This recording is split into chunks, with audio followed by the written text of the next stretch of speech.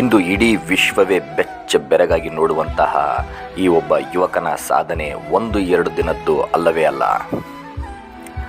ಗುಕೇಶ್ ವಿಶ್ವ chess champion ಅತ್ಯಂತ ಕಿರಿಯ ವಯಸ್ಸಿನಲ್ಲಿ. ಗುಕೇಶ್ ಸ್ಕೂಲ್ ಡ್ರಾಪ್ಔಟ್ 18 ವರ್ಷಕ್ಕೆ ವಿಶ್ವ ಚೆಸ್ ಚಾಂಪಿಯನ್ ಆದರು. ಗುಕೇಶ್ 4ನೇ ತರಗತಿಯ ನಂತರ ಪೂರ್ಣ ಸಮಯದ ಶಾಲೆಯನ್ನು ತೊರೆದರು. ಆರಂಭದಲ್ಲಿ ಅವರ ಪ್ರಯಾಣವನ್ನು ಬೆಂಬಲಿಸಲು ಯಾವುದೇ ಪ್ರಾಯೋಜಕರು ಇರಲಿಲ್ಲ. ಅವರ ತಂದೆ ಡಾಕ್ಟರ್ ಕೆಲಸವನ್ನು ತೊರೆದರು ಮತ್ತು ಅವರ ತಾಯಿ ಅವರ ಕನಸನ್ನು ಬೆಂಬಲಿಸಲು ಕುಟುಂಬದ ಬೆಂಬಲಕ್ಕೆ ನಿಂತರು.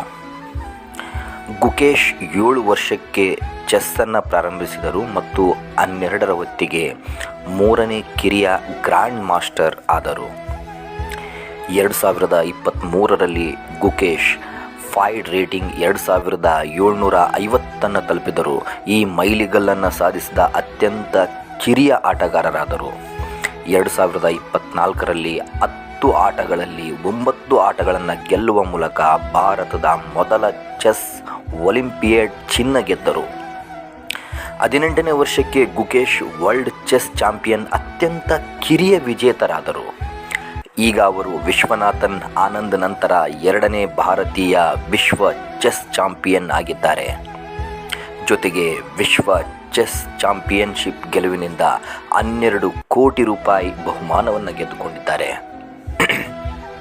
ಇಂದಿನ ಎಲ್ಲ ಮಕ್ಕಳು ಮತ್ತು ಯುವಕರು ಇವರ ಸಾಧನೆಯನ್ನು ಒಮ್ಮೆ ನೋಡಲೇಬೇಕು.